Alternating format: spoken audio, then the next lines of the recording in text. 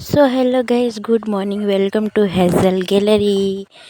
તમારા મારો વ્લોગ જોવા ગમતા હોય તો મને ફોલો કરો, સબસ્ક્રાઈબ કરો. આજે મારે જવાનું હતું બહાર. જો મેં ક્યાં ચાલી તો તમને આગળ વિડીયોમાં બતાવું ક્યાં જાઉં છું.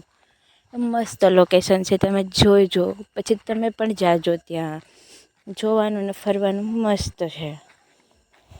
પછી ગાડીમાં પેટ્રોલ પતી ગયું હતું એટલે ફટાફટ પછી પેટ્રોલ પુરાવી લીધું. અને હું કઈ ગાડીમાંથી જાઉં છું જરૂરથી કમેન્ટ કરજો.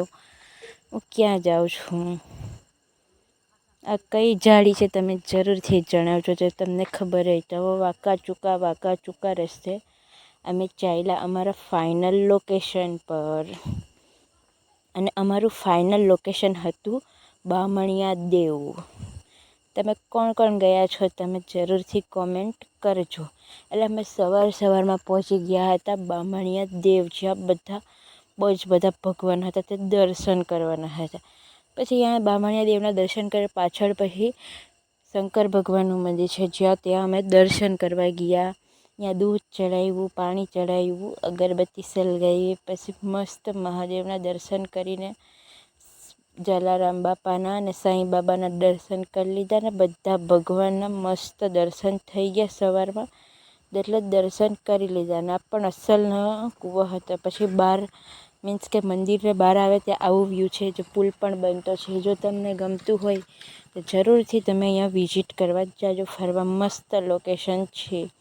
પછી વાંકા ચૂકા રસ્તે પછી ફટાફટ અમે આવી ગયા. પછી અમે ફટાફટ નીકળી ગયા ઘરે જવા માટે. રસ્તામાં માસીનું ઘર હતું, ત્યાં પણ ગયા. પછી હું અનાવલથી ખમણ લઈ આવી હતી અને ઘરે આવીને વઘારી નાખ્યું ને ચટણી ને ખમણ ખાઈ લીધું. પછી ખાધું. પછી બપોરે 12 વાગે ખાઈને હું સૂઈ ગઈ તો ડાયરેક્ટ 3 વાગે ઉઠી. પછી મારે દુકાનને લેવા જવાનું હતું, ખાંડ પતી ગઈ હતી.